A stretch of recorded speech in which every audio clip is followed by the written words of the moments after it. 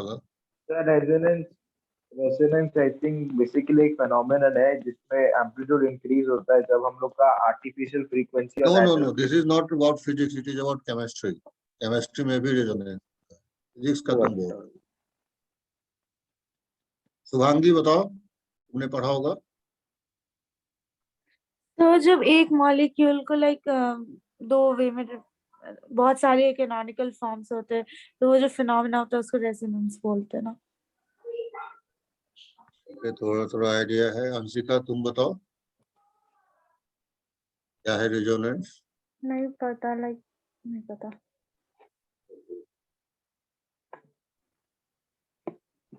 So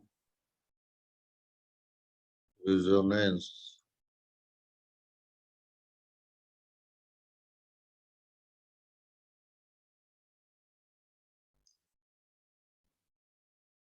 So resonance is basically delocalization of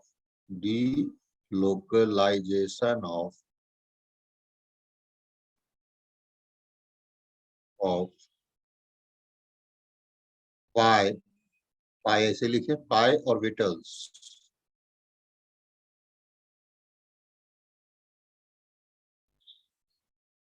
Delocalization of pi orbitals, या फिर तुम कह सकते हो पाई इलेक्ट्रॉन्स, तुम कह सकते हो पाई बॉन्ड्स जो तुम कहते हो, पाई ऑर्बिटल्स, या फिर पाई बॉन्ड्स भी कह सकते हो, pi bonds. sometimes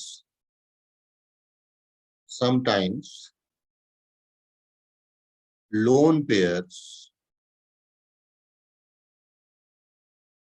may also involve in resonance.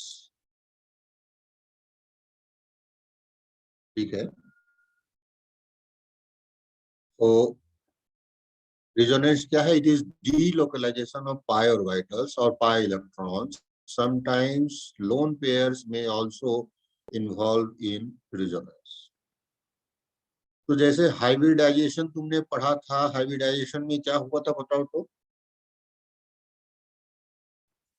Hybridisation में क्या था, याद है कुछ? तो सारे एनर्जी लेवल्स लाइक मतलब इलेक्ट्रॉन्स को आपस में बांट के एक टाइप के बन जाते हैं, इक्वल एनर्जी। हाइब्रिडाइजेशन नया हाइब्रिड आता है दूसरे ऑर्बिटल्स में। देखो बड़ा सिंपल है, रिजोनेंस और हाइब्रिडाइजेशन में एक बिग डिफरेंस है।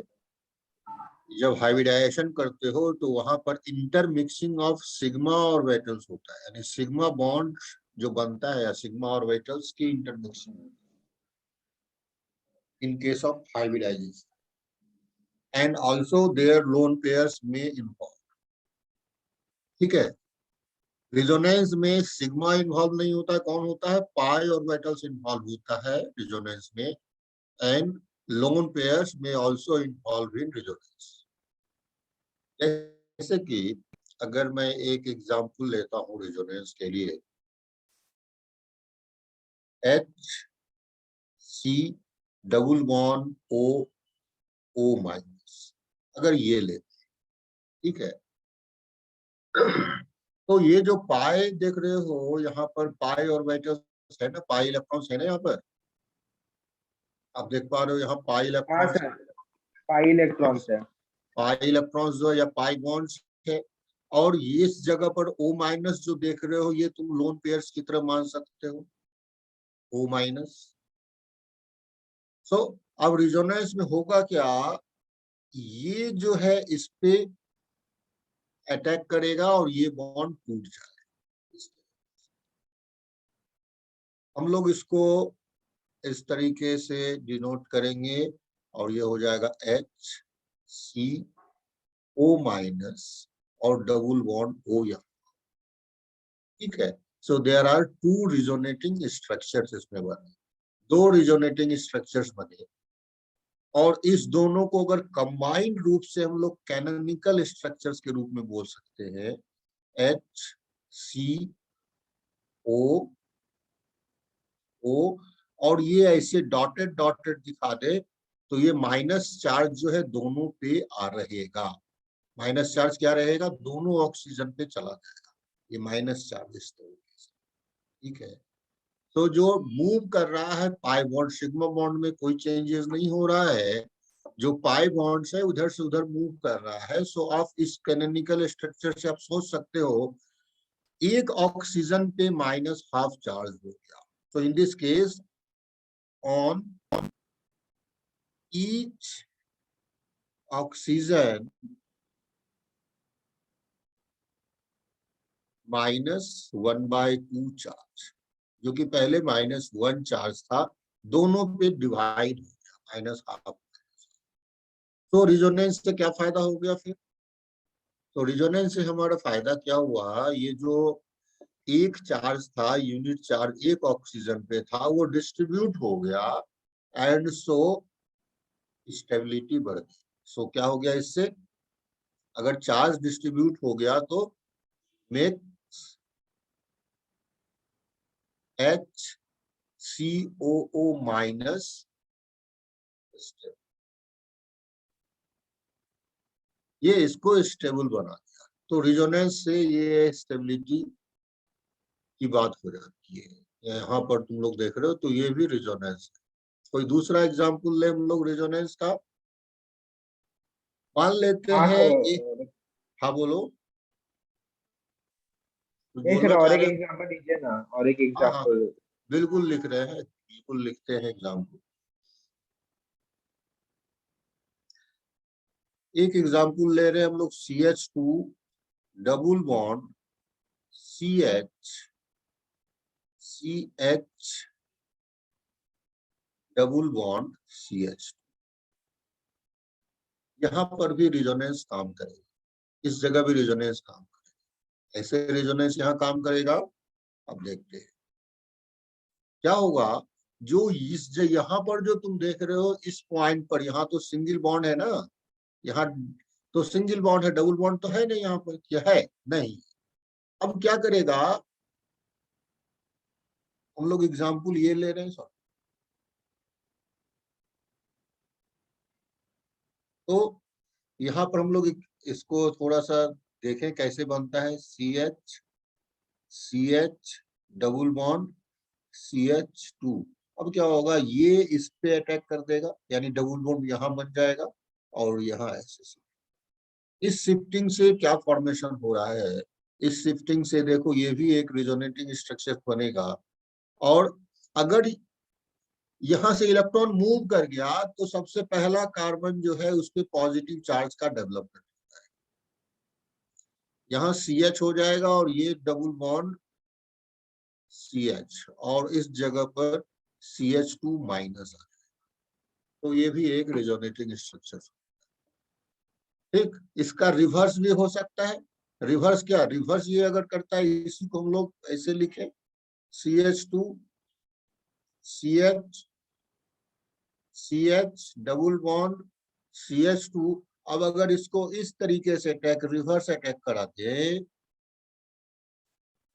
अब क्या होगा, ये होगा CH2। अब देखो बीच में डबल बॉन्ड तो आ ही जाएगा, और किधर पॉजिटिव होगा किधर निगेटिव होगा, बताओ किस साइड पॉजिटिव होगा। इलेक्ट्रॉन्स का मूवमेंट देखो जिधर है उधर निगेटिव हो जाता है, अवे जिससे होगा वहां पॉजिटिव, तो लेफ्ट साइड हम लोग, लेफ्ट साइड नेगेटिव है। नेगेटिव और ये पॉजिटिव। तो इस तरह से हम लोगों ने क्या देखा, इस रिजोनेंस से बीच में जहां सिंगल बॉन्ड था वहां डबल बॉन्ड करेक्टर आ गया। हमने क्या देखा यहाँ पर, ये जो पोजीशन था इसमें तो देखो ऑब्जर्व करो, यहाँ पर क्या आ गया, डबल बॉन्ड करेक्टर आ गया। तो इस रिजोनेंस से what you find that you have a double bond character, double bond character। कहाँ पर, इसको हम लोग नंबरिंग कर ले, मान लो इस कार्बन को 1 कर ले, इसको 2 3 4, 1 2 3 4 अगर नंबरिंग कर दे तो we have a double bond character in C2 C3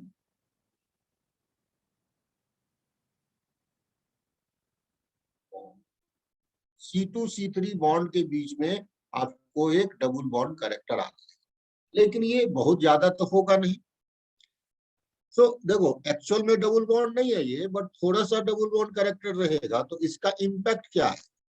इसका इम्पैक्ट जो होगा मींस बॉन्ड लेंथ पे इम्पैक्ट है। बॉन्ड लेंथ पे क्या, बॉन्ड लेंथ पे इम्पैक्ट होगा बोलो? बॉन्ड लेंथ जो C2 C3 के बीच में है, it will bond length C2 C3 will decrease. Reduce, कम हो जाएगा ये बॉन्ड लेंथ। ठीक है, तो क्योंकि बॉन्ड ऑर्डर बढ़ गया। यस बॉन्ड ऑर्डर, इसका बॉन्ड ऑर्डर का अगर बात बोलोगे ना, तो इसका बॉन्ड ऑर्डर मान लो जैसे अभी सिंगल बॉन्ड था तो 1 होता बॉन्ड ऑर्डर, अब कितना बॉन्ड ऑर्डर होगा इसका? 2। 2 नहीं होगा। इसका बॉन्ड ऑर्डर की बात अगर करेंगे ना, bond order, so its bond order lies between 1 and 2, 1 और 2 के बीच में होगा, क्योंकि एक्चुअल में तो डबल बॉन्ड नहीं आ रहा है ना, वो तो उसका एक स्मॉल टाइम के लिए रहेगा, फिर टूटेगा फिर बनेगा, तो ये स्मॉल टाइम के टेम्परेरी लिए। है। हाँ, तो 1 और 2 के बीच में होगा, तो इसका बॉन्ड ऑर्डर तुम कह सकते हो लाइक बॉन्ड ऑर्डर जो है हमारा आ गया 1.2, ऐसा बोल। 1.5 भी नहीं बोल पाएंगे इसको कि ठीक बीच में है, नहीं, क्योंकि इन तीन हमारे पास 3 स्ट्रक्चर है। देखो एक स्ट्रक्चर ये पहला ये हुआ स्ट्रक्चर, दूसरा स्ट्रक्चर यहाँ है और तीसरा स्ट्रक्चर यहाँ है। तो कंट्रीब्यूशन उसका ज्यादा होता है जो ज्यादा स्टेबल होता है। तो 1 2 3 वी हैव 3 रिजोनेटिंग स्ट्रक्चर्स। तो इसमें सबसे ज्यादा स्टेबल कौन है? बोलिए, फर्स्ट ही तो है ना। सर फर्स्ट वाला। हाँ क्योंकि सर, फर्स्ट में कोई चार्ज नहीं है, तो अगर हाँ फर्स्ट सर, में तो कोई फर्स्ट वाला चार्ज है। नहीं है तो इसका कंट्रीब्यूशन ज्यादा है, सेकंड थर्ड का कंट्रीब्यूशन कम है। तो इसलिए अगर हम लोग बॉन्ड ऑर्डर की बात बोलेंगे तो 1 के क्लोज रहेगा, लेकिन 1 से थोड़ा सा ज्यादा रहेगा। समझ में आई बात? 1 के क्लोज रहेगा। ये मैंने एक एजम्पशंस बताया, it is not exact figure, इसको एजम्पशंस के रूप में मैं बता रहा हूँ, it is not exact figure. ठीक है, तो अगर ये बॉन्ड ऑर्डर हो गया C2 और C3 के बीच में, तो ऑब्वियसली बॉन्ड लेंथ अगर तुम्हें पता हो कार्बन कार्बन सिंगल बॉन्ड के बीच का कितना बॉन्ड लेंथ होता है, अगर ये तुम जानते हो, और कार्बन कार्बन डबल बॉन्ड में बीच बॉन्ड लेंथ क्या होता है, तो ये इसके बीच में आएगा। ठीक है, अब आते हैं हम लोग, अगर हम लोग को पूछा जाएगा bond length, bond length C1 C2 का, तो क्या बोलोगे? विल इंक्रीज होगा, ये है ना। सर इंक्रीज क्योंकि होगा C1 C2। C1 C2 के बीच इंक्रीज हो जाएगा, क्योंकि यहाँ पर हाँ डबल बॉन्ड कैरेक्टर कम हो जाएगा, डबल बॉन्ड कैरेक्टर यहाँ रिड्यूस हो जाएगा। तो आप इसके बीच का अगर बॉन्ड ऑर्डर कोई पूछेगा, बॉन्ड ऑर्डर क्या है इसके बीच का, तो आप कह सकते हो मान लो इसके बीच का bond order 1.7, assumptions, bond order इसके बीच का 1.7, ऐसा कुछ हमने एजम्पशन किया, मतलब तुमको समझने के लिए है कि 1 और 2 के बीच में है ये। क्या बिल्कुल क्लियर है ये बात? हाँ सर, क्लियर यस। है।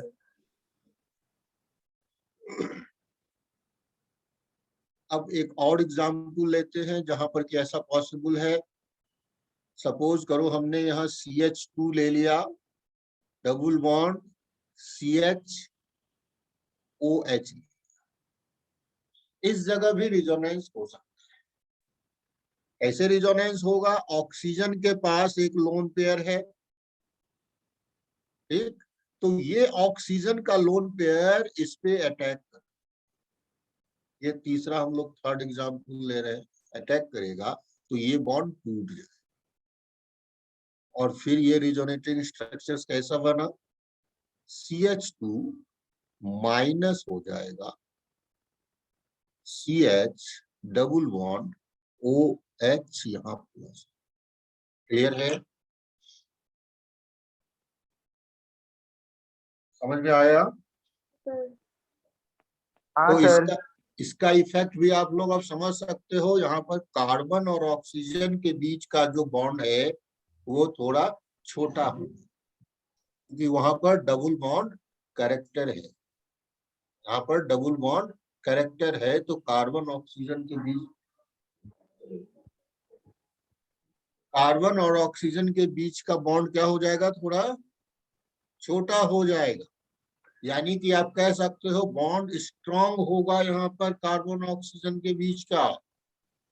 ये भी बात एक बात हो सकती है ना, अगर ऐसा बनने से डबल बॉन्ड कैरेक्टर आ गया तो आप अगर किसी रिएक्शन में आप अगर चाहोगे इसको ब्रेक करना, इस बॉन्ड को ब्रेक करना, so it will be difficult. So इस बॉन्ड को ब्रेक करना जो है, breaking of this bond, breaking of this bond require more energy। तुम्हें तो पता है ना बॉन्ड को ब्रेक करने में एनर्जी की रिक्वायरमेंट होती है, तो इस बॉन्ड को आप आसानी से ब्रेक नहीं कर पाओगे।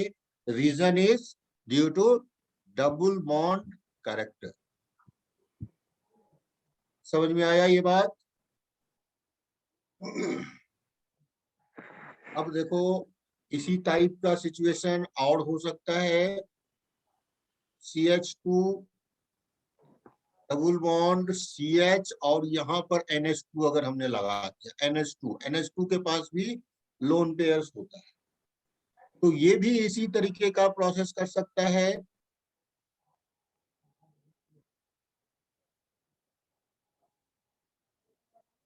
CH2 minus CH double bond NH2 plus. ठीक है, तो दोनों में इसी टाइप का चीज होगा। So carbon nitrogen bond to break is also difficult. तो यहाँ पर भी अगर ऐसा सिचुएशन हो, CH2 डबल बॉन्ड CH और ये NH2 है and you try to break this bond, so breaking of this bond required more energy. अब मोर एनर्जी मतलब समझो कि इसको ब्रेक ही नहीं कर सकते, रिएक्शंस में ये बॉन्ड ब्रेक नहीं होगा। अब इतना समझो, ऐसा डबल बॉन्ड कैरेक्टर आएगा तो रिएक्शन में इस बॉन्ड को आप ब्रेक नहीं कर पाओगे, रिएक्शन कोई और रिएक्शन होगा, इसको आप नहीं तोड़। क्लियर है? जैसे कि अगर इसका रिएक्शन आप लोगों ने अगर थोड़ा सा पढ़ा हो कि अल्कोहल का रिएक्शन हम मान लो HCl से कर दिए या फिर PCl3 PCl5 से कर दिए, OH हट के क्लोरीन बनता है ना, याद है? ऐसा कुछ हम लोग, ऐसा हो सकता है ना अगर हम लोग OH को हटाकर Cl बना, हाँ सर। रिप्लेस करना चाहिए, तो यहाँ पर रिप्लेस नहीं करता, इस जगह पर ये रिएक्शन क्या बोलेगा कि नहीं होंगे due to this double bond character, जो कि इस बॉन्ड को काफी स्ट्रांग कर देगा और आप इसको तोड़ नहीं, कुछ और होना है होगा। ओके, कोई दिक्कत इसमें बोलो, नहीं है? नहीं सर। नहीं सर, नहीं है दिक्कत।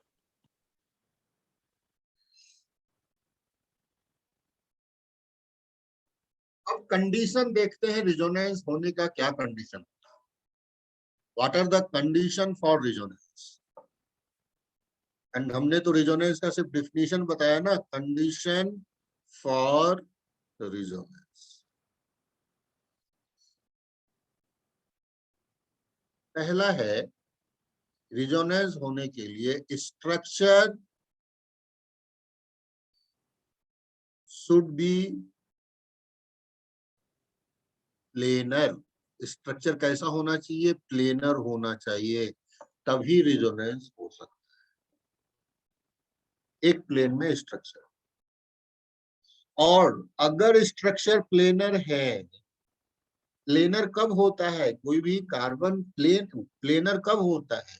जब उसका हाइब्रिडाइजेशन sp2 हो। समझ में आया?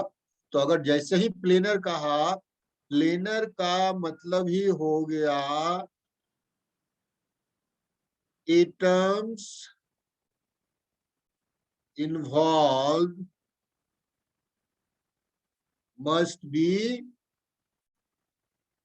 sp2 hybridized, sp2 hybridized।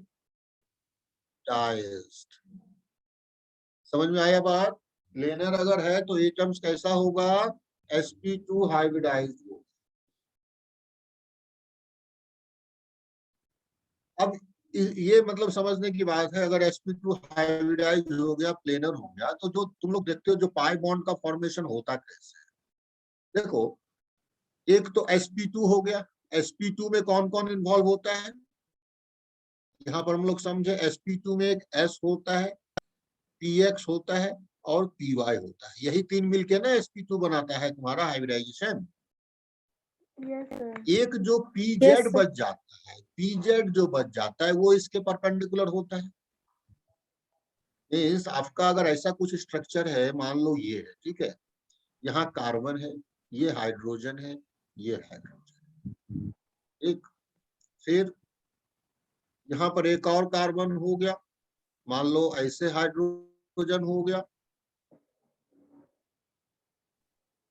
ये कार्बन, फिर एक हाइड्रोजन, कार्बन,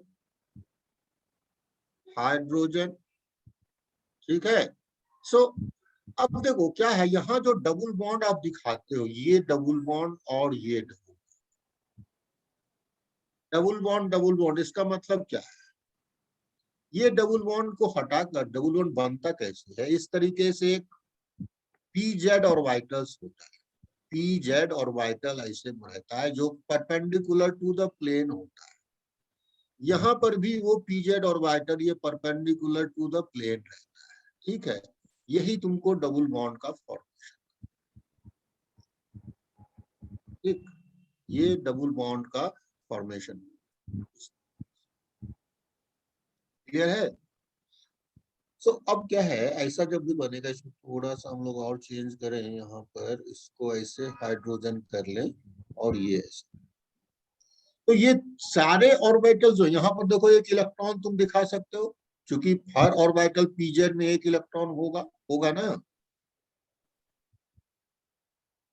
तो ये ऐसे ओवरलैप करता है,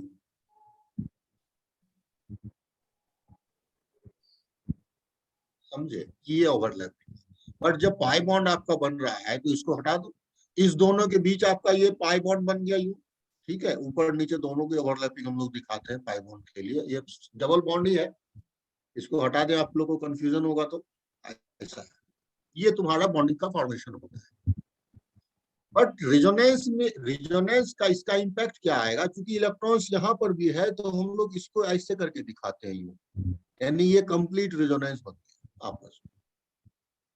चार ऑर्बिटल्स आपस में जो है इंटरेक्ट कर रहे हैं, पाई ऑर्बिटल्स, और ये रिजोनेंस हो गया। इसके लिए these orbitals must be parallel। तो आप कह सकते हो जो ऑर्बिटल है, मींस पाई ऑर्बिटल जो भी है, पाई ऑर्बिटल मस्ट बी पैरेलल। ये पैरेलल होने चाहिए, तभी आपस में इस तरह से इंटरेक्ट कर पाए। ओके क्या जी? हाँ सर। वैश्विक, तो ये कैसे डिटरमाइन करेंगे कि मतलब पैरेलल है कि नहीं?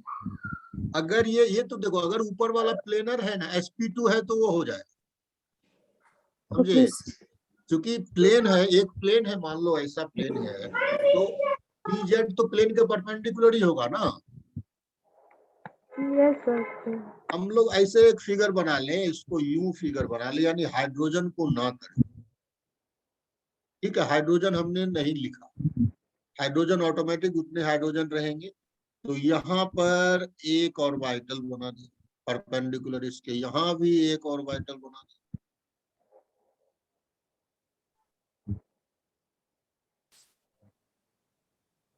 ये सब जगह एक एक इलेक्ट्रॉन है और ये इस तरह से आपस में इंटरैक्ट। ठीक है, this is your resonance. Clear है? रेजोनेंस होने का कंडीशन क्या होगा?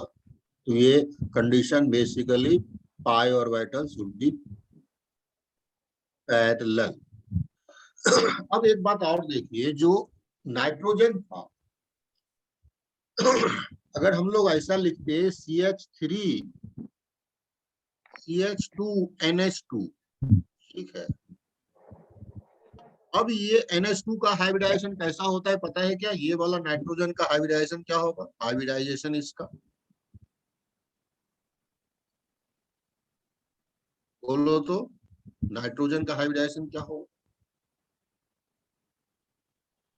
कोई बताइए।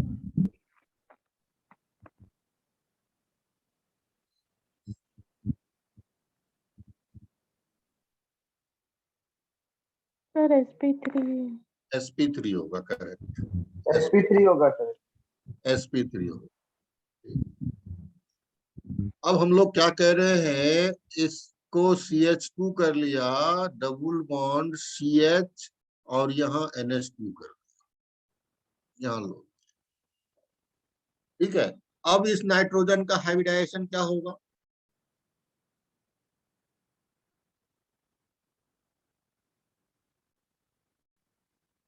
बोलो।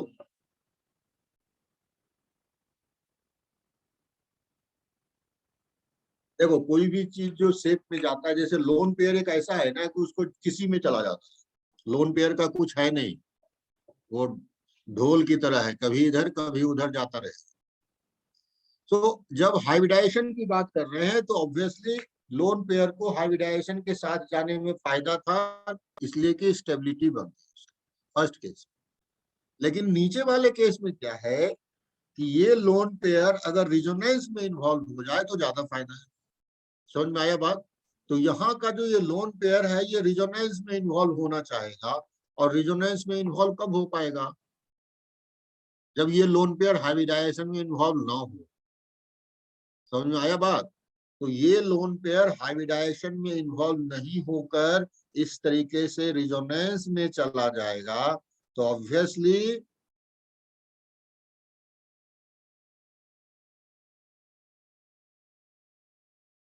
अब हाइब्रिडाइजेशन क्या हो गया? sp2 है, क्योंकि लोन पेयर रिजोनेंस में चला गया। वहां जाने से क्या, रिजोनेंस भी तो स्टेबिलिटी देता है। देखो, रिजोनेंस भी स्टेबिलिटी देता है, हाइब्रिडाइजेशन भी स्टेबिलिटी देता है। तो लोन पेयर एक बार विचार करेगा कि हमको किधर जाना चाहिए, हाइब्रिडाइजेशन के साथ जाना चाहिए या रिजोनेंस के साथ जाना चाहिए।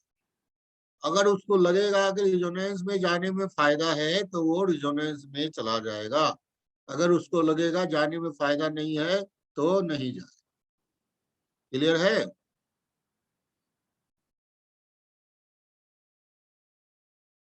ओके हाँ सर क्लियर है। अंशिका? यस सर, क्लियर है सर।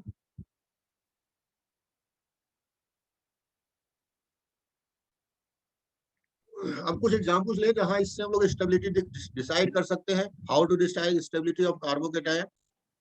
तो मान लो हमने यहाँ पर दे दिया CH2+। ठीक है, एक एग्जांपल लेते हैं जहां स्टेबिलिटी डिसाइड करेंगे। CH2+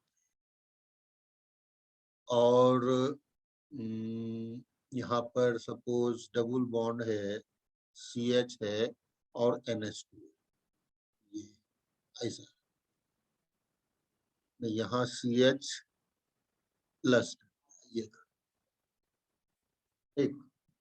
अब हमको मान लो स्टेबिलिटी डिसाइड कर, इस कार्बन का स्टेबिलिटी, कार्बोकेटायन का स्टेबिलिटी कर, तो ये क्या कर सकता है, यहाँ लोन पेयर है तो ये लोन पेयर ऐसे करके ब्रेक करेगा, यहाँ पर जाएगा और फिर यहाँ से यहाँ शिफ्ट हो जाएगा।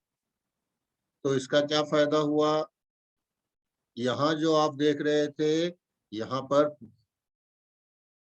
CH double bond NH2 plus, यानी पॉजिटिव चार्ज जो कार्बन पे था वो नाइट्रोजन पे आ गया, पॉजिटिव चार्ज जो कार्बन पे था वो नाइट्रोजन पे आ गया। तो रिजोनेंस से वो कार्बोकेटायन थोड़ा स्टेबलाइज तो हुआ, तो इससे क्या हुई, स्टेबिलिटी मिली थोड़ी सी, स्टेबिलिटी ऑफ कार्बोकेटायन, समझा, ये रिजोनेंस से ऐसा हुआ, कार्बोकेटायन को स्टेबिलिटी मिला है। कोई दूसरा एग्जांपल भी ले सकते हैं लोग, मान लो यहाँ पर पॉजिटिव चार्ज है, फिर इस जगह पर हमारा डबल, ठीक है, यहाँ डबल ऐसा। अब इसकी स्टेबिलिटी को देखें, ये कैसे स्टेबल हो सकता है। यहाँ पर ये इधर से इधर शिफ्ट हो जाएगा और फिर यहाँ डबल बॉन्ड आ जाएगा और ये पॉजिटिव चार्ज यहाँ आ जाएगा। फिर से क्या हुआ, डीलोकलाइजेशन हो गया ना पॉजिटिव चार्ज का, डीलोकलाइजेशन ऑफ पॉजिटिव चार्ज, तो स्टेबिलिटी मिल गई, डीलोकलाइजेशन ऑफ पॉजिटिव चार्ज से स्टेबिलिटी मिल गई। तुम इसको एक और अच्छे तरीके से मैं समझाता हूं तुम्हें, देखो क्या हो रहा है एक्चुअल में। इस जगह पर चूंकि sp2 hybridise, carbocation sp2 hybridise होता है, ठीक है, कार्बोकेटायन कैसा हाइब्रिडाइज होता है, यहाँ मैं लिख रहा हूँ, कार्बोकेटायन जो होते हैं वो sp2 hybridise, carbocation is sp2 hybridise, तो यानी प्लेनर होता है।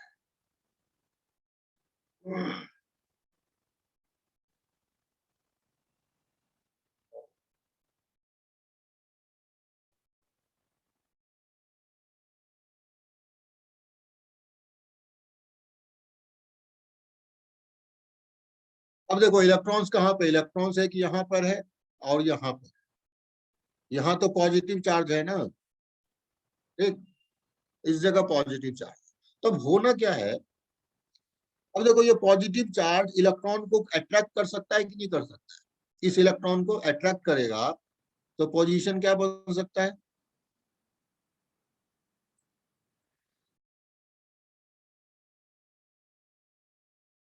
यहाँ पर इलेक्ट्रॉन आ जाएगा और इस जगह पॉजिटिव चार्ज जैसे बना वो दूसरे इलेक्ट्रॉन को भी अट्रैक्ट कर लेगा और फिर यहाँ पर, और ये पॉजिटिव चार्ज शिफ्ट हो गया। समझ में आया कुछ, पॉजिटिव चार्ज जो है वो इलेक्ट्रॉन को अट्रैक्ट करेगा, यानी ये इलेक्ट्रॉन जो आप यहाँ देख रहे थे और यहाँ देख रहे थे वो शिफ्ट हो गया और पॉजिटिव चार्ज यहाँ आ गया, यानी डबल बॉन्ड इस जगह पर फॉर्म हो गया जो पहले यहाँ पर डबल बॉन्ड, तो इट इज डीलोकलाइजेशन ऑफ। तो रिजोनेंस से हमें क्या क्या मिल सकता है, स्टेबिलिटी मिल सकती है। कब रिजोनेंस हो सकता है, पाई ऑर्बिटल्स के इन्वॉल्वमेंट से रिजोनेंस होगा, ठीक। अब देखिए इंडक्टिव इफेक्ट भी स्टेबिलिटी देता है, कौन देता है, इंडक्टिव इफेक्ट देता है stability, inductive effect and resonance दोनों ही स्टेबिलिटी देता है, and resonance both stabilises carbocation और कार्बोएनायन, दोनों को स्टेबलाइज कर सकता है इंडक्टिव इफेक्ट और रेजोनेंस। तो दोनों में कौन ज्यादा पावरफुल होगा, which one will be more powerful, तो always resonance compete over inductive effect. Always resonance competes over inductive effect. Inductive effect को हमेशा जो है रेजोनेंस जो है कंपीट आगे रहेगा, ओवर पावर कंपीट या फिर ओवर पावर कर लेगा।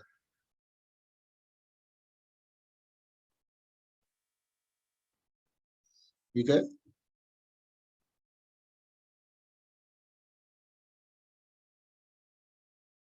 एग्जाम्पल लेते हैं हम लोग जहां इंडक्टिव इफेक्ट और रेजोनेंस की बात करें, जैसे कि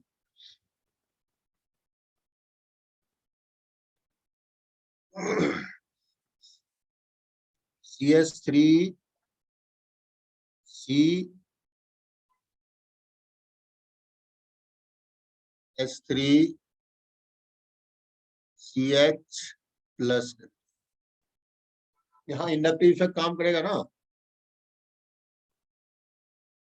देख सकते हो क्या करेगा, ये प्लस आई इफेक्ट है तो इधर से भी प्लस आई आएगा, इधर से भी प्लस आई आएगा, तो इसको स्टेबलाइज कर रहा है।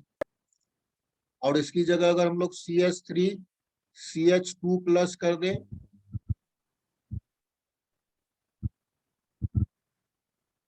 CH3 CH3 CH3 प्लस, अब इसमें सबसे ज्यादा स्टेबल कौन है, बोलो सबसे ज्यादा स्टेबल कौन है इस तीनों में?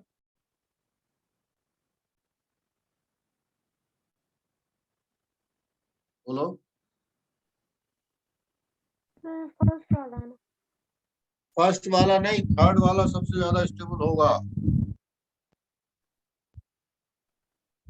ओ अच्छा, हाँ सर, हम CH3 देख रहे थे, थर्ड वाला होगा।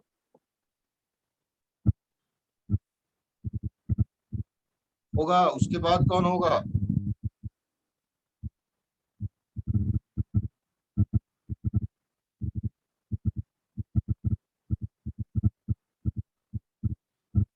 तो थर्ड वाला, फिर फर्स्ट वाला, फिर सेकंड वाला। रीजन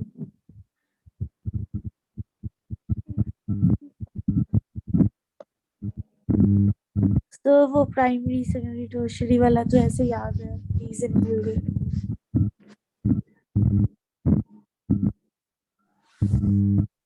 करेक्ट है।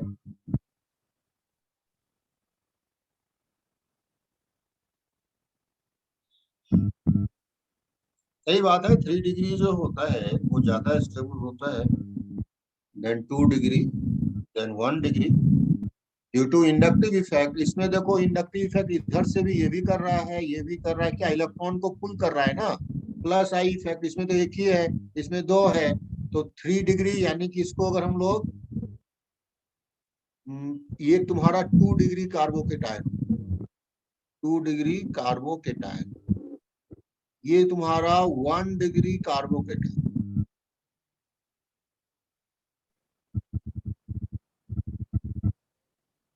हेलो, हाँ sir. 3 degree carbocation. So obviously सबसे ज्यादा स्टेबल इसमें 3 degree carbocation, 3 degree carbocation, then 2 degree carbocation, and then 1 degree, ऐसा होता है। यहाँ पर रीजन क्या है, यहाँ पर inductive effect, reason is inductive effect, reason plus I effect. ठीक है।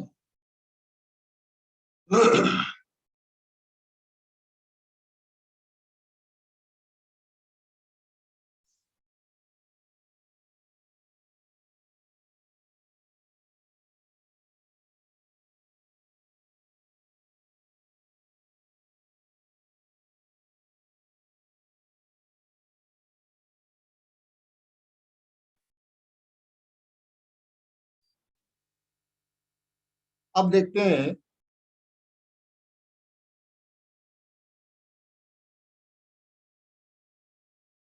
अगर हम लोग ऐसा करें CH3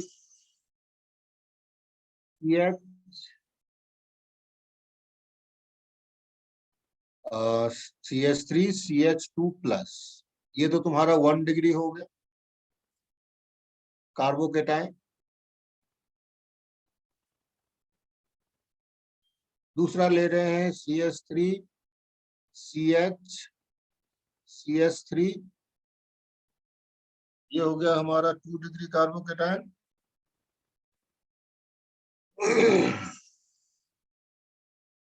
देन CH3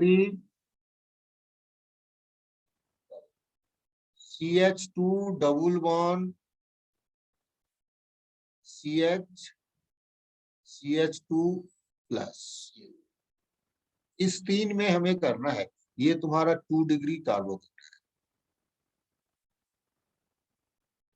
और ये क्या है, इसको कहते हैं हम लोग एलाइलिक कार्बोकेटाइन।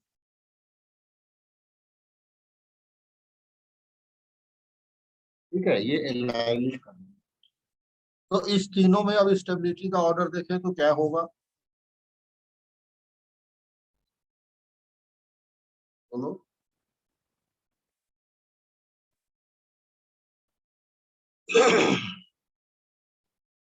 बताओ सबसे ज्यादा स्टेबल कौन होगा? वो एलाइलिक। एलाइलिक, सही बात है, सबसे ज्यादा स्टेबल हमारा एलाइलिक ही। तो मोस्ट स्टेबिलिटी ऑर्डर अगर यहाँ पर बोलेंगे स्टेबिलिटी ऑर्डर, तो एलाइलिक सेकेंड डिग्री फिर first degree. Carbocation, then 2 degree जो अभी वहां लिखा हुआ है carbocation, and then 1 degree. Sir reason है कि एलाइलिक वाले में रेजोनेंस शो करेगा। एलाइलिक वाले में रेजोनेंस है, सही बात है।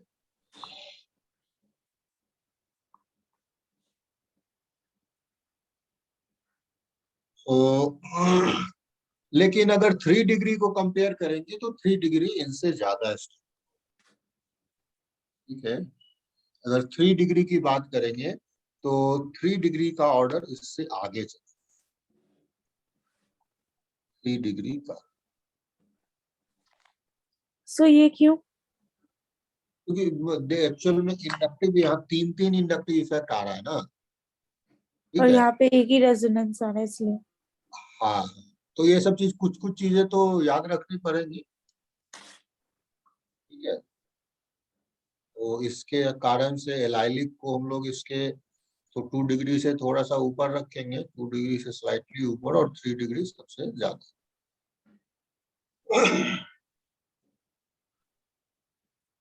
ओके,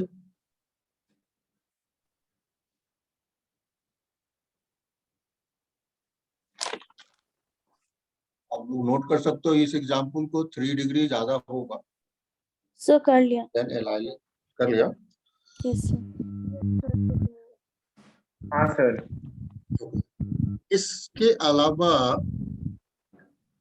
अगर एक और होता है विनाइलिक, विनाइलिक कार्बोकेटाइन कैसा होता है, वो ऐसा कुछ होता है, मान लो हमने यहाँ पर CH3 कर लिया,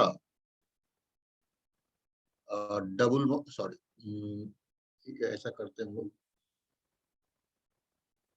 CH2 double bond CH plus, ऐसा कुछ। ठीक है, जस्ट डबल बॉन्ड के बगल में अगर पॉजिटिव चार्ज आता है तो इसको हम लोग कहते हैं vinylic carbocation, vinylic carbocation. It is highly unstable, ये क्या होगा, highly unstable, highly unstable, means इसको सबसे लास्ट में रखें। रीजन, ये sp इसका देखोगे ये डबल बॉन्ड कैरेक्टर्स है यहाँ पर। sp क्या हाइब्रिडाइजेशन क्या हो जाएगा इसका डबल बॉन्ड के कारण? ये निगेटिव चार्ज को स्टेबलाइज करता है और पॉजिटिव चार्ज को अनस्टेबलाइज करता है। जैसे s कैरेक्टर ज्यादा होता है वो क्या करेगा, इलेक्ट्रॉन को अपनी ओर विथड्रॉ अट्रैक्ट करता है ना। s कैरेक्टर बढ़ने से क्या होता है, इलेक्ट्रॉन को अट्रैक्ट करना। इलेक्ट्रॉन अट्रैक्ट करेगा तो पॉजिटिव चार्ज और भी बढ़ जाएगा। इसलिए vinylic carbocation highly unstable, it is highly unstable.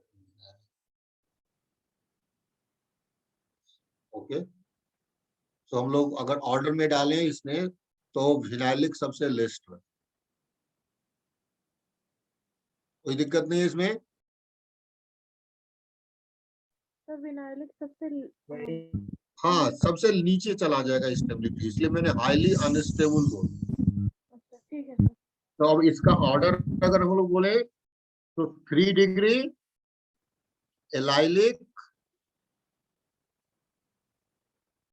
2 degree, 1 degree methyl, और लीस्ट कौन होगा, vinyl carbocation.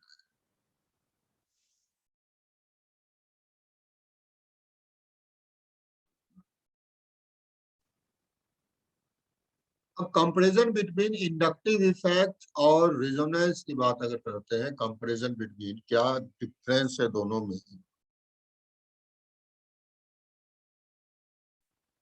Comparison between inductive effect and resonance. तो जो रेजोनेंस होता है वो थ्रू द पाई बॉन्ड होता है, और अल्टरनेट पाई बॉन्ड जब तक मिलता रहेगा वो उतनी दूर जाएगा। इंडक्टिव इफेक्ट, पहली बात इंडक्टिव इफेक्ट बोले, inductive effect reduces with distance. Inductive effect क्या होता है, डिस्टेंस बढ़ने से कम हो जाता है, और यू कैन से after 3 carbon atom, after 3 carbon atom, its effect is negligible. इसका इफेक्ट नेग्लिजिबल हो जाता है। But on the other hand जो रेजोनेंस है, always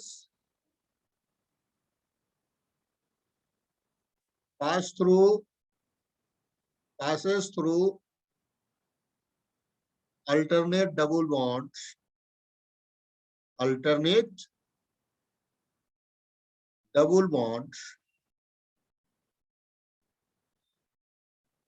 and its effect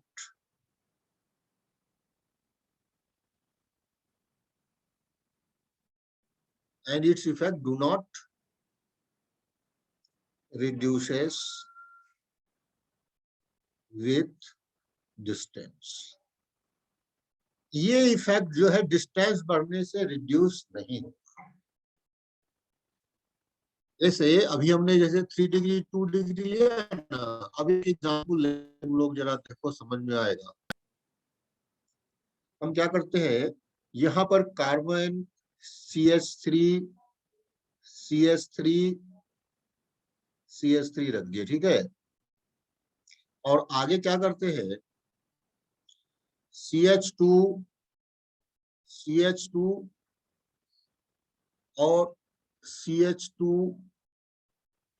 plus, ठीक, CH2 प्लस। और एक और एग्जाम्पल ले रहे हैं जहां पर कि हमने CH2 double bond CH I think इस जगह पे हमने ऐसा किया है। फिर CH double bond CH CH2 plus. ऐसा करो, ठीक है। अब देखो दोनों में क्या डिफरेंस है, कितने कार्बन है, 1 2 3 4, कितने कार्बन है, 1 2 3 4, यानी कि हम लोग इसके बाद सेम रखना चाह रहे थे बेसिकली, यहाँ के बाद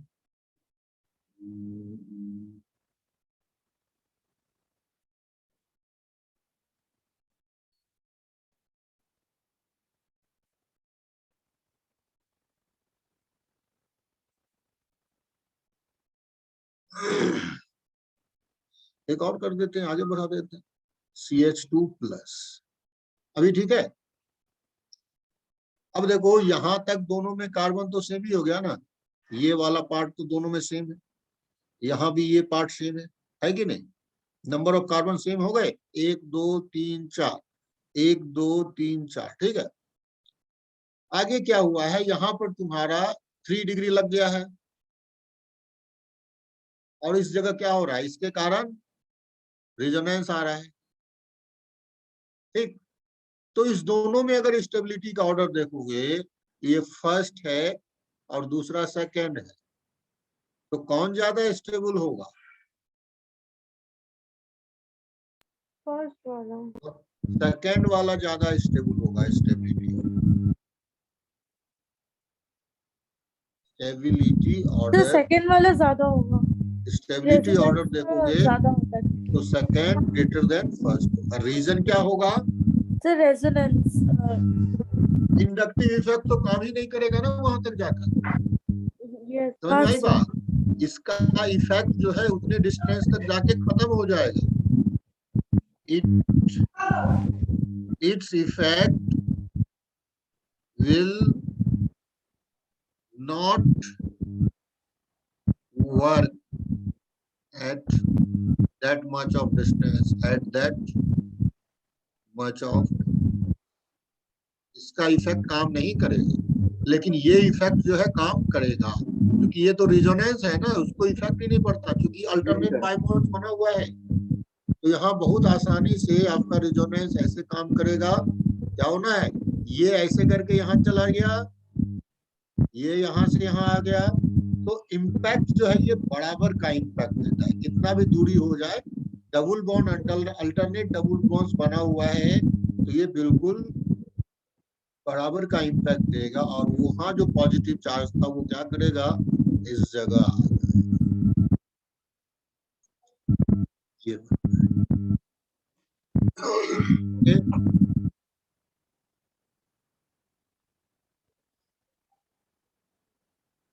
कोई दिक्कत नहीं है,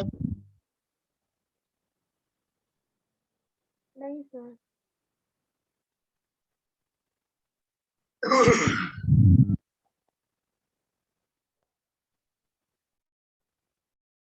अब एक क्वेश्चन आता है, जो रिजोनेटिंग स्ट्रक्चर्स है उनकी स्टेबिलिटी कैसे डिसाइड, स्टेबिलिटी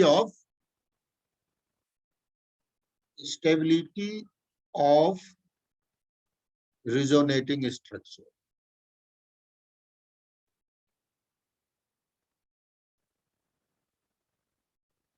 अब किसी भी स्ट्रक्चर का हम लोग 2-3 रिजोनेटिंग स्ट्रक्चर्स बना सकते हैं, उसमें कौन ज्यादा स्टेबल हो, ये डिसाइड करने के लिए सबसे पहला काम हमें देखना होगा नंबर ऑफ पाई बॉन्ड्स। क्या देखना चाहिए, नंबर ऑफ पाई बॉन्ड, जिससे तुम आसानी से डिसाइड कर पाओगे, number of pi bonds. If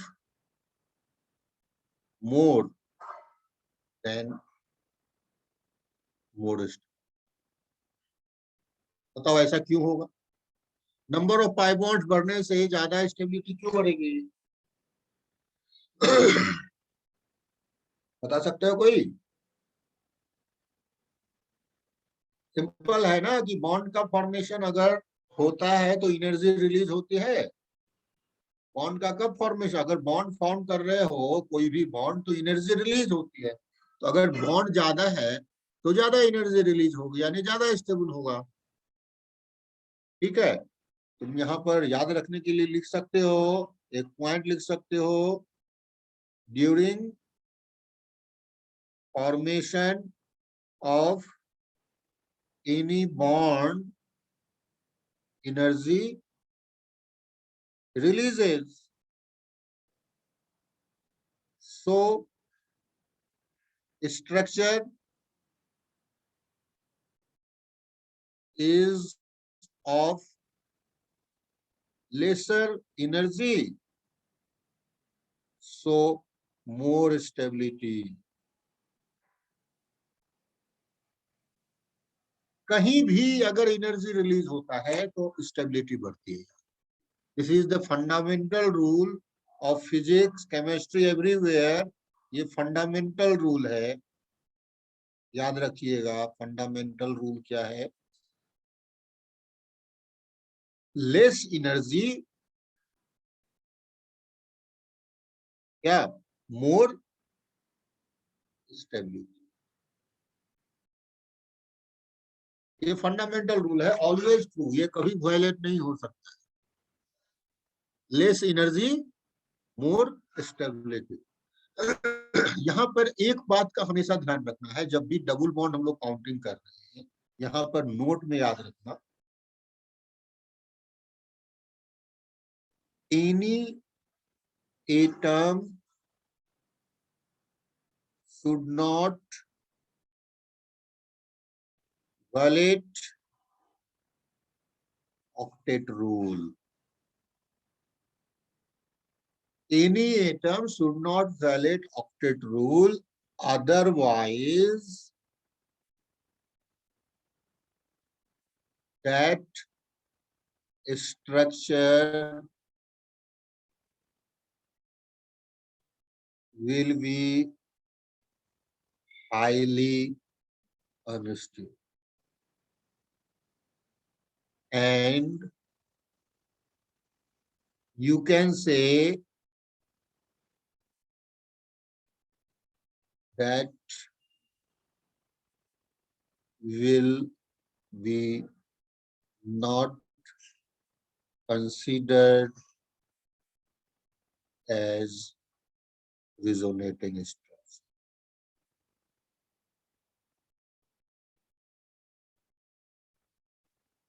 उसको हम लोग रेजोनेटिंग स्ट्रक्चर नहीं कंसीडर.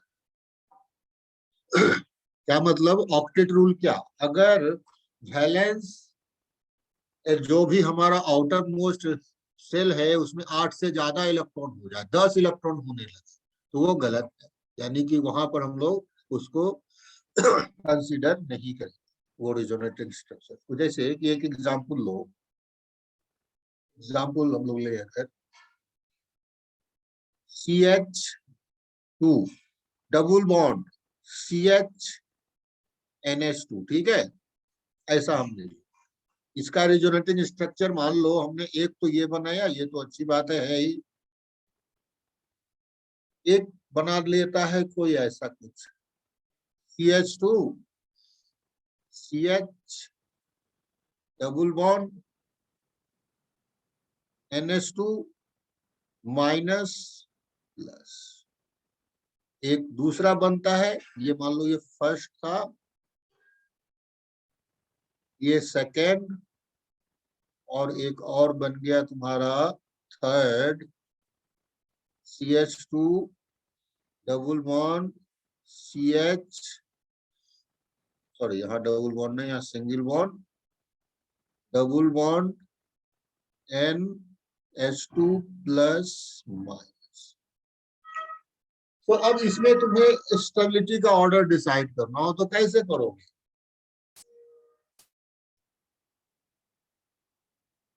बताओ. सबसे ज्यादा स्टेबल तो फर्स्ट होगा ना स्टेबिलिटी ऑर्डर में.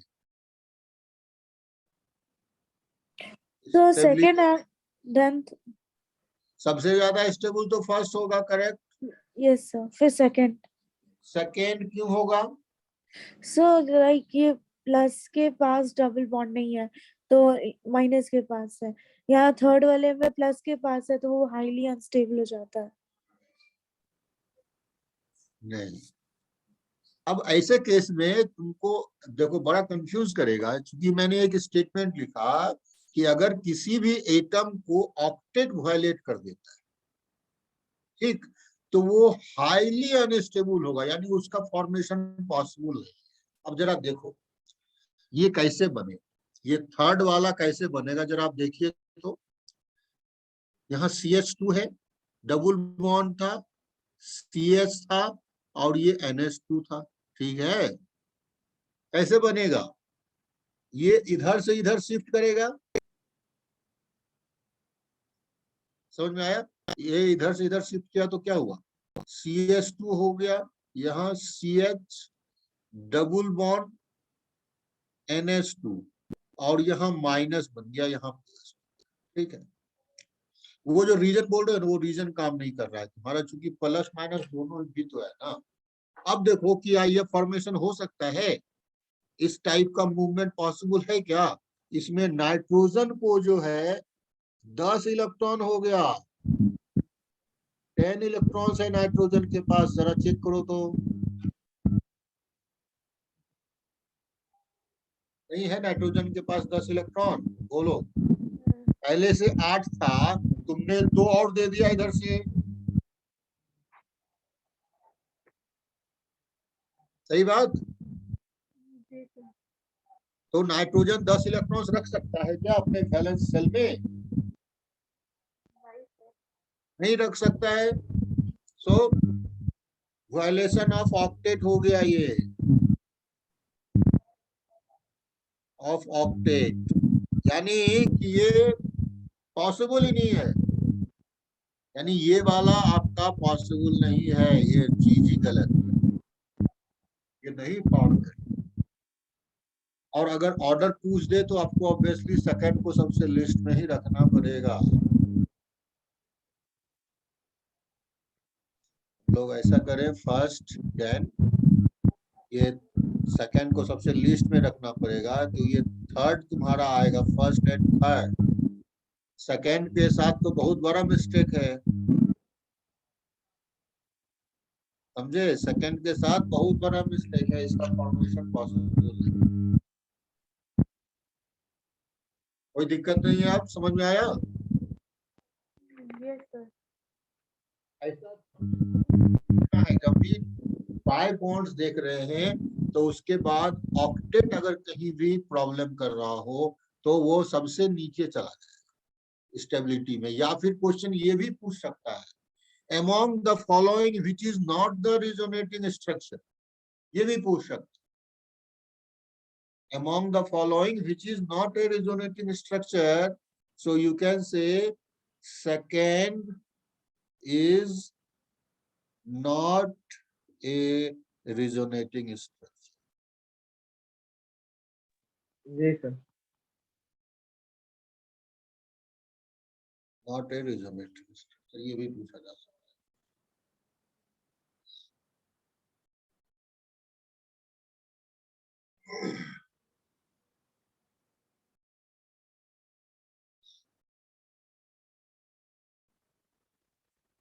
So now next is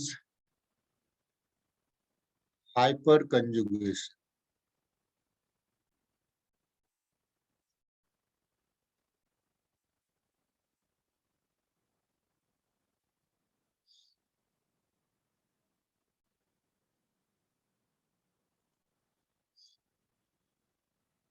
और हाइपर कंजुगेशन क्या होता है, देखो एक एग्जांपल ले रहे हैं, उससे तुम हाइपर कंजुगेशन को समझ पाओगे।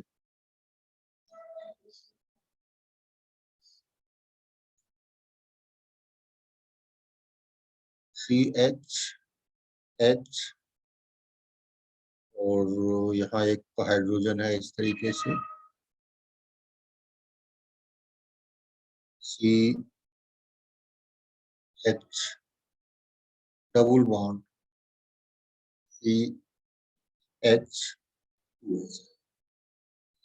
सो हाइपर कंजुगेशंस में क्या होता है, यहाँ वाला एक हाइड्रोजन देख रहे हो ना, ये हाइड्रोजन, यहाँ पे इसको फंक्शनल ग्रुप कहोगे, ये फंक्शनल ग्रुप है।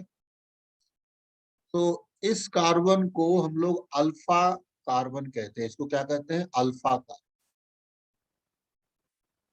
और उसके बगल वाला बीटा कार्बन। अल्फा कार्बन का जो हाइड्रोजन होता है, it is called your alpha hydrogen.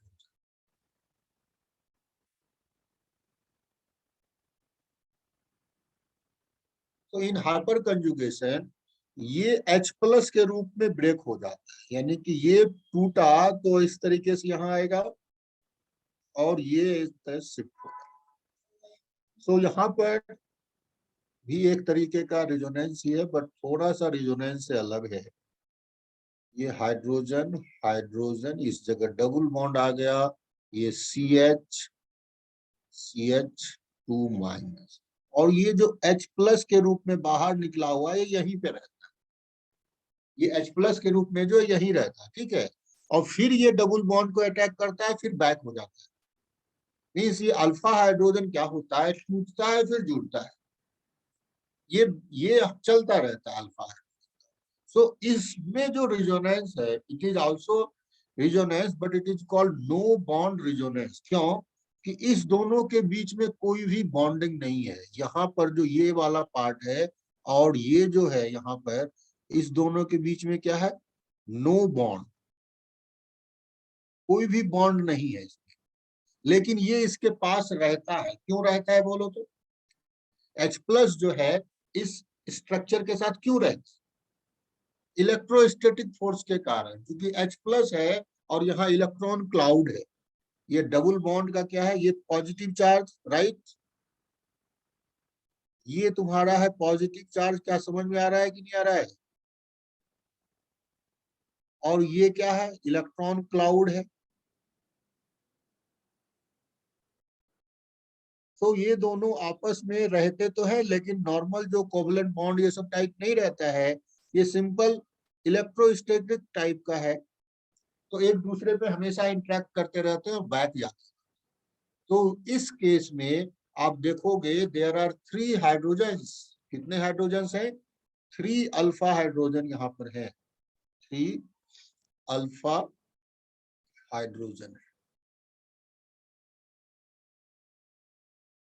So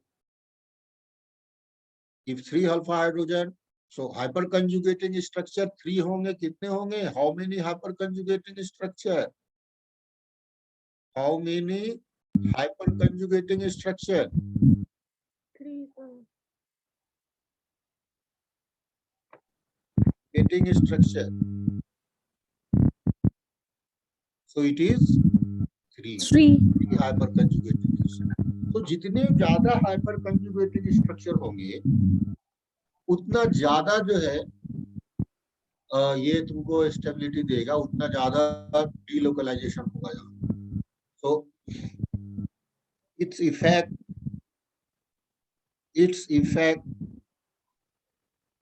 depends on number of hyperconjugating structure, number of hyperconjugating structure. जितने ज्यादा hyperconjugating structure होंगे उतना ज्यादा स्टेबल होगा। अब जैसे देखो 3 डिग्री कार्बोकेटाइन CH3 और यहाँ पर हमने एक हाइड्रोजन लिख दिया, हाइड्रोजन हाइड्रोजन। तो यहाँ पॉजिटिव चार्ज है, तो पॉजिटिव चार्ज के बगल में कितने कार्बन है? 3 कार्बन। तो इस जगह भी तुम्हारा हाइपर कंजुगेटिंग स्ट्रक्चर्स बनेगा। कैसे बनेगा? ये इस पे अटैक कर देगा और ये CH3 double bond CH and here H+। तो इस तरीके से यहाँ हाइपर कंजुगेटिंग स्ट्रक्चर्स बन गया है। क्या कर रहा है? ये स्टेबलाइज कर रहा है पॉजिटिव चार्ज को। So how many hyper conjugating structures are possible here? बताओ कोई। +3 how many hyper conjugating structure?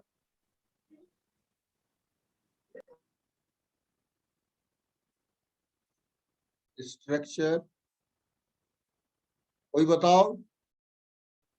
Shubhangi 3 बोल रही है ना, और बताओ कोई। इसमें सर मेरे को फंक्शनल यही रूप समझ हाँ सर मेरे को यही अब नहीं समझ में आता कि अल्फा हाइड्रोजन कैसे निकले। कल्फ जैसे जो फंक्शनल ग्रुप रहेगा ना उसके बगल वाला अल्फा हाइड्रोजन होता है। अब सोचोगे इसमें फंक्शनल ग्रुप क्या है? फंक्शन का मतलब क्या है? फंक्शनल ग्रुप वो होता है जिसपे सारा का सारा करेक्टर डिपेंड। अब बताओ, अगर कहीं चार्ज ही डाल दिए तो सबसे बड़ा फंक्शनल ग्रुप तो वही हो गया ना। अब मान लो अल्कोहल होता, एसिड होता, वो सब ठीक है, लेकिन अगर किसी पे चार्ज डाल दिए तब तो बोलोगे ना कि कार्बोकेटाइन है। Yes sir. तो यहाँ पर कार्बोकेटाइन यानी फंक्शनल ग्रुप कौन है? आप बोल सकते हो फंक्शनल ग्रुप आपका यही वाला पार्ट है। अल्कोहल को कुछ नहीं है, अल्कोहल होता है, एसिड होता है, कुछ नहीं। दिस रिप्रेजेंट्स फंक्शनल, क्योंकि जिसपे सारा का सारा करेक्टर डिपेंड करता है। अब तो हमको इसके बारे में बात करेंगे ना, पॉजिटिव चार्ज के बारे में।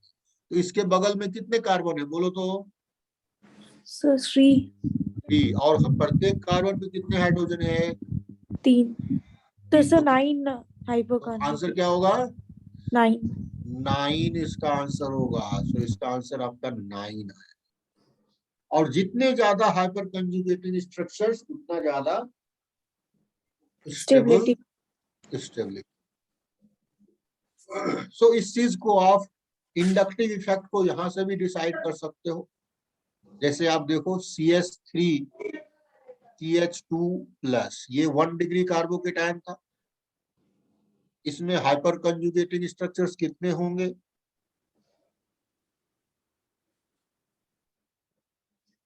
हाइपर कंजुगेटिंग स्ट्रक्चर बोलो कितना होगा? तो इसमें 3। 3 होगा। सही है। अब CH3 CH3+, इसमें हाइपर कंजुगेटिंग स्ट्रक्चर कितना 6। होगा? 6 होगा।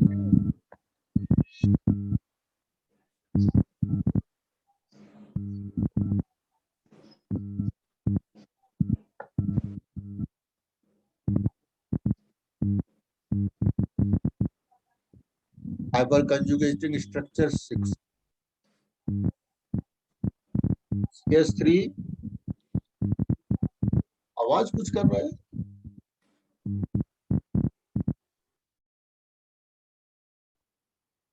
तुम लोगों को साउंड आ रहा है क्या? अभी ठीक हाँ हुआ? सर वो अंशिका के साइड है। हंसिका के साइड से आवाज आ रहा था।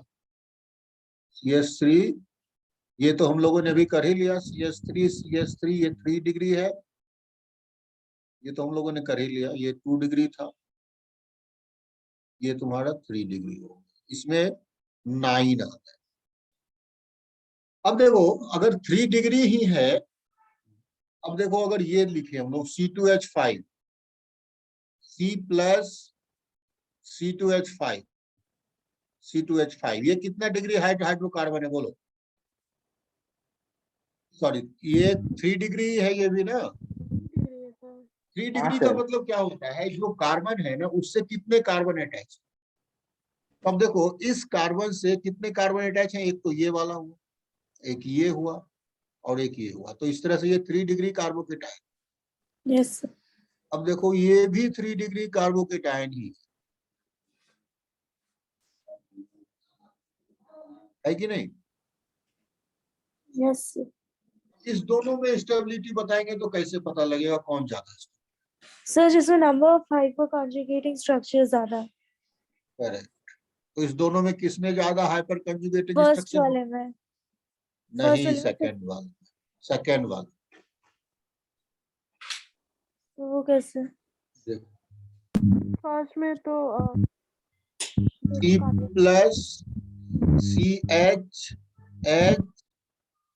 C+CHHCH3 फर्स्ट वाले का हम लोग बना रहे हैं। CHHCH3 C2H5 तो ऐसे ही लिखोगे ना।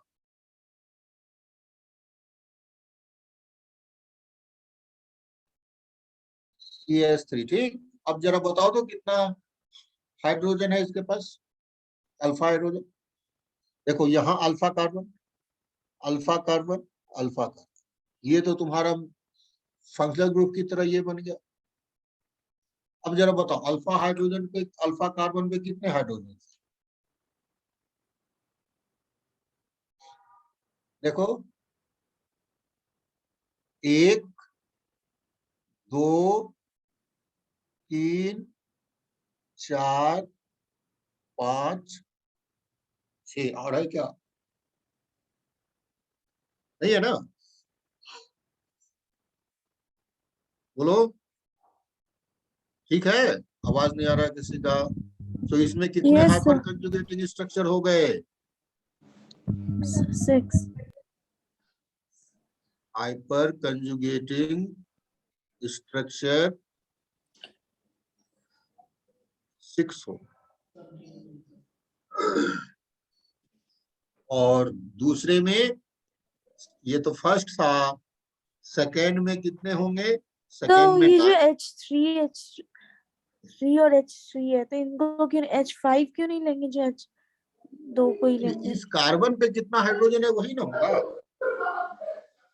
ये वाला कैसे काम करेगा? ये तो काम नहीं कर पाएगा ना, ये कैसे काम करेगा? ये तो उसके बगल में है ही नहीं। जो उसके बगल में कार्बन है वही तो अल्फा कार्बन होता है। ये तो बहुत आग पीछे चला गया, ये तो बीटा कार्बन का है। ये जो तुम देख रहे हो ये क्या कहलाएगा? ये beta carbon. This is your beta, ठीक है? ये बीटा कार्बन। और उससे भी आगे जो जाएगा वो gamma carbon. Alpha beta gamma delta इस तरह से चलेगा। सो इसलिए which one is more stable? Second. तो अब बात होता है, हमारे पास 3 चीजें आ गई, resonance, hyper conjugation and inductive effect. तो सबसे ज्यादा जो पावरफुल है, अगर पावरफुल की बात करें हम लोग, तो सबसे ज्यादा पावरफुल कौन है? रिजोनेंस, ठीक। और रिजोनेंस के बाद इंडक्टिव इफेक्ट। इंडक्टिव इफेक्ट के बाद तुम्हारा जो है हाइपर।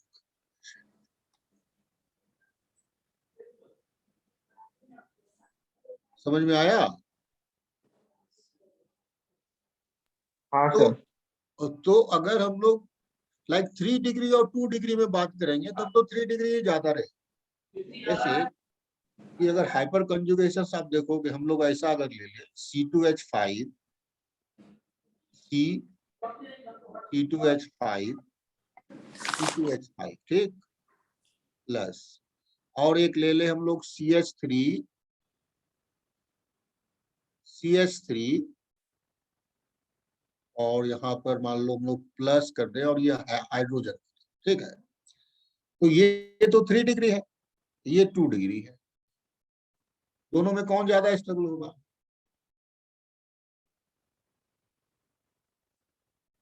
बोलो।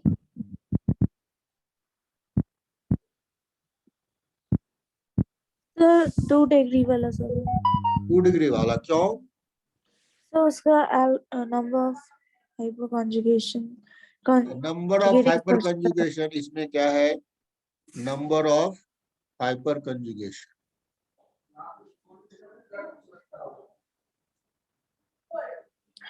हाइपर कंजुगेशन इसमें कितना है? 6 है। 6 है, 6 ही तो है, ये थोड़ी ना है ये अल्फा, ये तो इसके डायरेक्ट अटैच है।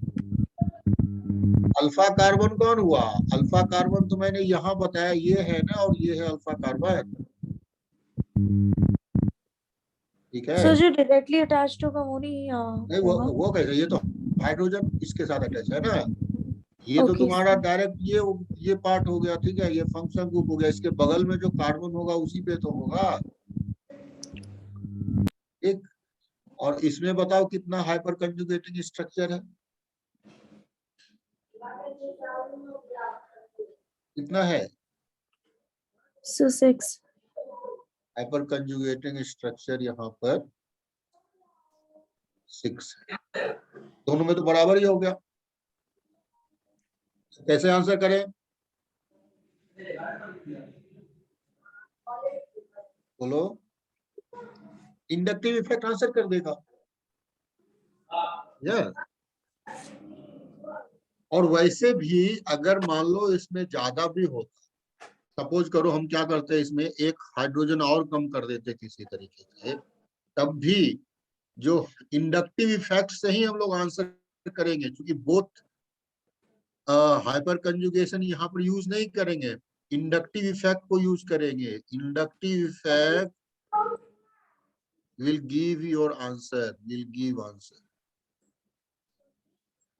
तो इसलिए 3 डिग्री ग्रेटर देन 2 डिग्री ही रहेगा। देखो मैंने पावर क्या बताया, सबसे ऊपर resonance, inductive effect, hyper conjugation. अगर इंडक्टिव इफेक्ट आंसर नहीं दे पा रहा तब हम लोग हाइपर कंजुगेशन पे गए। समझ में आया? जैसे ऊपर वाले में हम लोगों ने क्या किया, दोनों 3 डिग्री था, तब हम लोग हाइपर कंजुगेशन पे गए। समझ में आई बात? लेकिन अगर एक 3 डिग्री है, दूसरा 2 डिग्री है, तो डायरेक्टली पता है 3 डिग्री ज्यादा होता है 2 डिग्री कार्बोकेटायन से स्टेबल। क्लियर? तो आज एंड करते हैं यहीं पर।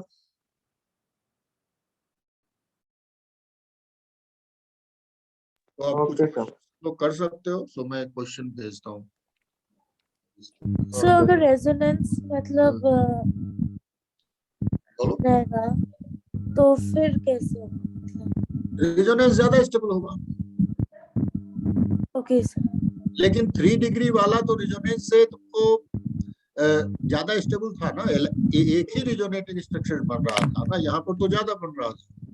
इसलिए एक रिजल्ट तो वो याद रखना है, 3 degree then allylic, then 2 degree, then 1 degree methyl, and then vinyl is the list. ठीक है? अभी हम लोग सिर्फ कार्बोकेटायंस को कर रहे थे, फिर नेक्स्ट फ्री रेडिकल्स को भी स्टेबिलिटी देखेंगे। तो अभी एंड करें। Okay sir, thank you sir. Thank you sir.